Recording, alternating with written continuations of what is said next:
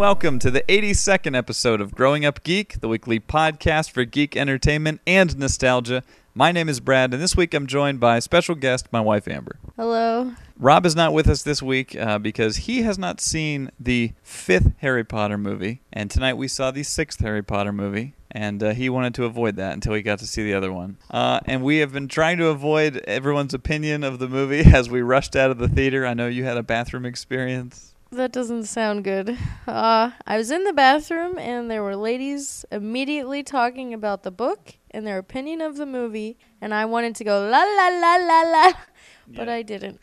Yeah, I really try to avoid reading other people's opinions before I do the show because I try to remain pure, and I think that's good. But yeah, we will get to that in a second. But first, some geeky news. Now, Amber is here providing the non-geek perspective. As always, very nice of you. Thank you. You're welcome. Yes. Only one story really I have this week that I was interested in, which is that they finally showed some photos of Wes Anderson's next movie, which is called The Fantastic Mr. Fox. And I just showed you these. This is a stop-motion movie.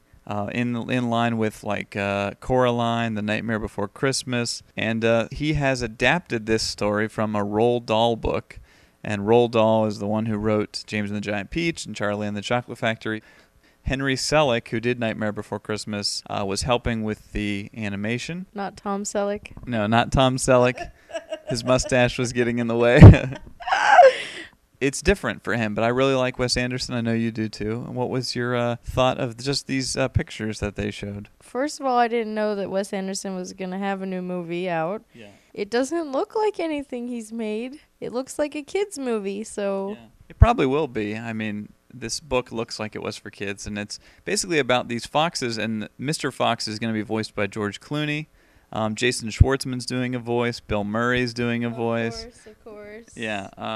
Angelica Houston. Of course. Right. A lot of his favorites. But this time George Clooney is a new one. Yeah, Clooney's a new one, and Meryl Streep is a new one also. She's going to be one of the main characters. She's in a lot of things lately. Yeah. It's not necessarily a bad thing, because I think the movies she has been choosing have been very good. I've just seen her a lot more lately. I'm really excited to see that Julie and Julia. Yeah, that comes out like next week or something. And I will be the only man in the theater.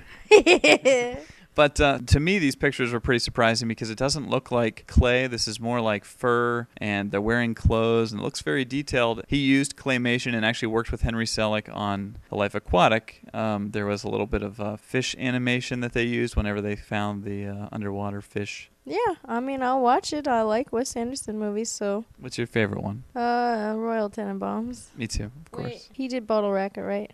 Yeah, Royal Tenenbaums and then Bottle Rocket.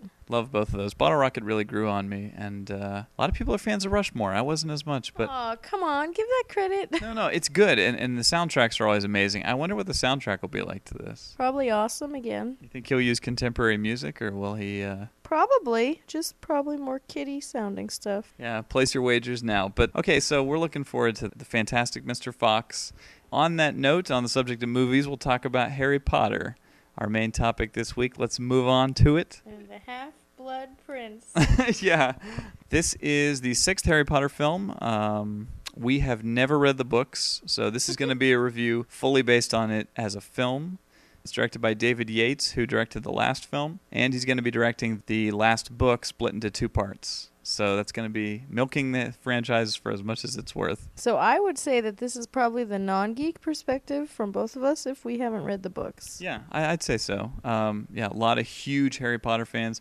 But, all right, so let's get into it. This is the 6th film. Harry is grown. I mean, they're all pretty much grown. Well, he's been grown for a while, but yes, he's grown, I guess. Voldemort is at it again. That's expected. He's around again, which I still think is kind of crazy that he hasn't been killed, but whatever, he's probably staying till the end. You know, the plots of a lot of these movies have felt kind of similar to me. Like, I should say, before we did this review, we were doing some preparation on looking at the plots of the previous ones, and we were like, which one had this? Which one had that? The new teacher in every movie is a dead giveaway of who the evil person is. Pretty much, yeah. And I mean, a lot of times it just ends up feeling kind of, you know, it's predictable. Yeah, predictable, like you've seen the same things before. So I'm not going to say the plot of this movie is extremely different from a lot of the other ones. I think there's quite a few elements rehashed. But let me start with you. What was your overall opinion of The Half-Blood Prince? Well, I liked the movie. I know for a fact that the people in the bathroom at the movie theater did not like it. Wow. But they also read the book, so Yeah. I liked it, but I could say that it definitely didn't need to be 2.5 hours long, and I don't think it needed to be a separate movie. I have a feeling that in the end, when I see all the Harry Potter movies, I'll probably say that it probably could have been summed up in 3 instead of 8. It's taking a long time to get to, we need to beat Voldemort. We need to beat him. And it's like, okay, get to it. But I felt the same way about Lord of the Rings, too. At the end of that movie, it's like, oh, we're finally there. Wait, 2 more movies till we actually do what we're supposed to do. Right. There were interesting things that were happening in the movie. I liked what was going on, but the main theme has been the same through every movie so far. So yeah, it's a little derivative. Yeah. Like over and over. And that is the downside, like I said. And there were also things that happened in the movie that I predicted an hour before they happened. Right. So I don't know if I'm just really smart or if it's just like I knew that was going to happen. Yeah. Sometimes I do think you're just smart because I don't always get things like that. But I will say that I was actually really impressed with this movie because of the tone of it.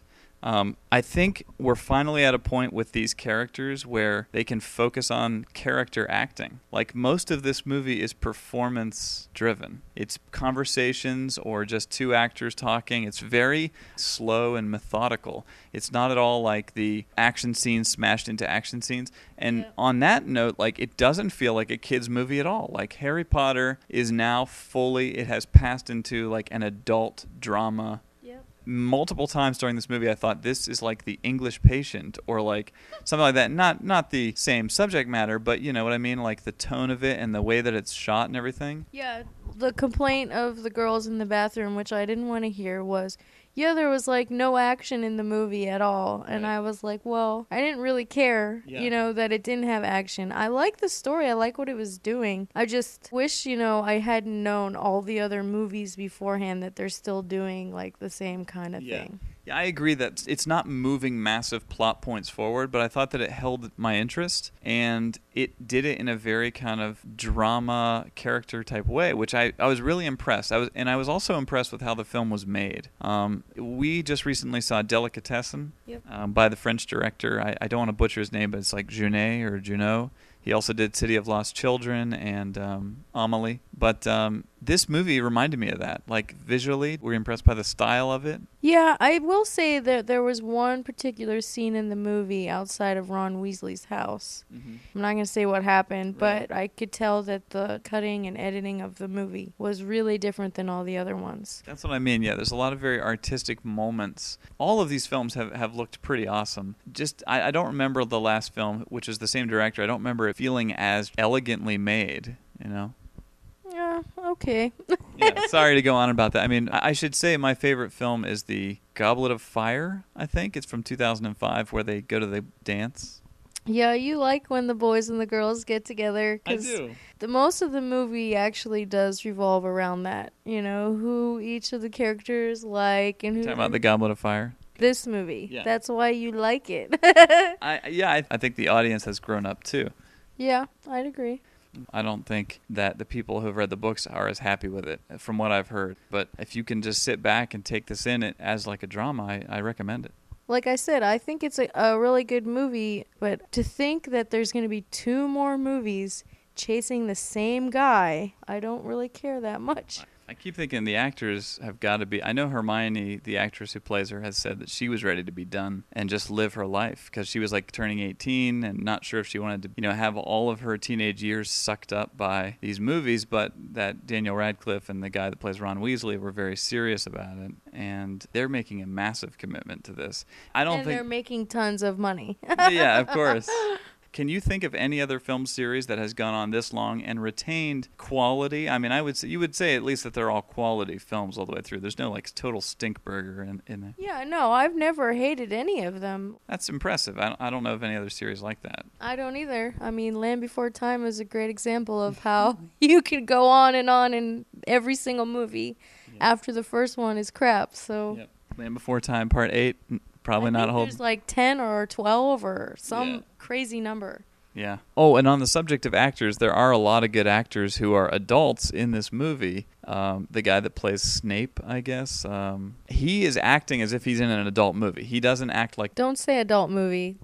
I'm sorry. Yeah, he's acting like he's in a grown-up film, I guess.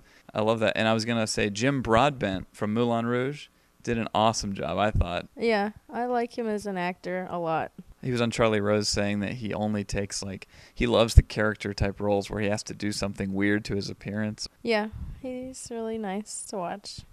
So that is Harry Potter and the Half-Blood Prince, and our thoughts on that. And before we close out the show, we always like to get a little nostalgic. Amber's here providing the non-geek perspective, but we can actually reminisce to something we were just talking about in the car, which is old Nickelodeon show Pete and Pete that I know you used to love back in the day. Pete and Pete was my favorite show growing up. I mean, at the time period that it came out. It was like the 90s. Yeah, I loved that show, man. It was so good. The shows that were on Nickelodeon at that time were so different than they are now. I loved Artie.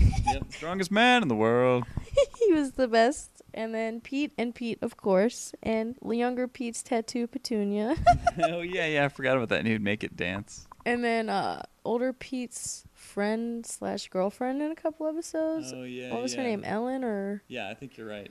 Something like that. But that show was great. And then their mom had a metal plate in her head. Yeah. And every once in a while she'd hear radio signals and stuff. It was funny. No, it was great. And that introduced me to the magnetic fields. They used their music in the episode when Artie leaves. I was so sad when that episode happened. I watched it on TV when it first aired, and I was like, are you serious? He's really gone? I still don't know why he left, whether the actor left or... He had to have gone on to do something else, because there's no way they would kick him off the show or anything. Yeah, I don't know. It was just made me really sad.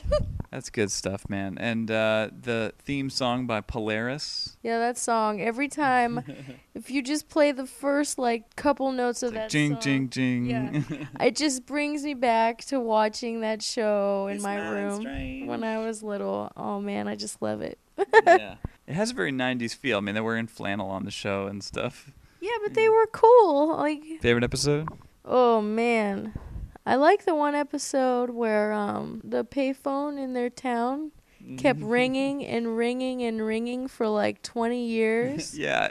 And it had a Twilight Zone feel sometimes where things would definitely be otherworldly that were going on. Yeah. Younger Pete and his friends were planning to answer the phone, and they were like, no, you can't answer it. And they had all these oh, if you answer it, this will happen to you. And then it ended up being that the call was meant for his mother, and she was the only one who could answer it. Oh, wow. And it ended up being the guy who works for the electric company. Yeah. And he called, and she answered, and he's just talking to her. I guess they used to date a long time ago or something. Oh, I forgot about that, yeah. But I just thought it was really cool because they had a helpline for people who were going crazy over the phone and stuff. I don't know. It was just funny. I really like the episode where they play baseball and there's a snack bar that serves an orange Lazarus. Yeah. And it's this That's really a good cold one. drink, and there's this businessman that comes by and he's like, I've missed you, Lazarus, and he drinks it. Yeah. And there's a quick part in there where the kids are running up where you hear one of the guys go, I will have a grape Judas. And it's all these awesome names for the drinks. I liked the one where Mr. Freezy or something, it was a Tasty Freeze guy, but he had a swirly head. And he disappeared for some reason because he would be there every day of the summer to serve them ice cream, and then he just wasn't there anymore. And they were searching for him, and I thought that was fun. That show feels like the end of summer. Yeah. It feels like acting older, growing up ahead of time. There's the episode where they all stay out late. Yeah. And Little Pete grew a beard while they were out. Or no, I'm sorry. It's his one His friend. one friend, yeah. He's a heavyset kid. He just suddenly has a beard, and it's awesome. So and the one girl's like, look at the sun, because then it'll help you sneeze. Or she would look at the sun and sneeze. So that they would stay awake. Yep. Every time I sneeze, I think of that girl saying, that's how I stay awake, because I look at this. It was almost like Sandlot or something, but on TV. It reminds me of Sandlot a lot. And I love that movie, too. Yeah. I felt like I was one of them, hanging out. Yeah. Apparently, the 90s are now old enough to make me nostalgic. Well, I felt that way when I watched it, though. The show made you feel that way, and even a year after it was gone, I still missed it, you know? Gotta love Nickelodeon. I feel like a good Nickelodeon episode might be worth doing, where we just reminisce about all those shows, because there's too many to count almost. All those great. So many. There's so many. Alanis Morissette was on You Can't Do That on Television. I feel like that wasn't Nickelodeon. I don't know why. Maybe it was They just slimed the kids, didn't they? Speaking of sliming, Mark Summers is now on Food Network doing that. Unwrapped. Yeah, and every time I see him, I'm like, oh, Mark Summers. But he has gray hair and stuff, and he still seems like a nice He still guy. acts the same way, though. When he talks about food and how it's made, he still says it in like a game show host kind of way. My mom was always upset because they would crawl through like a peanut butter sandwich, which I realize now was definitely not real bread. No, it was so fake. I mean- It was like rubber or something. Yeah, it's too huge to be a real piece of bread, but it's like the peanut butter was supposedly real. My mom would say they could be feeding kids in China with that peanut butter. Yeah, but lots of things go to waste in many other Yeah. places. It was Yeah. just a fun show. Yeah. So those are some memories, and if you grew up geek and you have any memories like that, please send us your email and let us know. And you can reach us at our website, which is growing-up-geek.com. And as always, you can follow Rob throughout the week on Twitter at twitter.com/GUGRob. Once again, my name is Brad, I'm Amber. and we'll see you next week.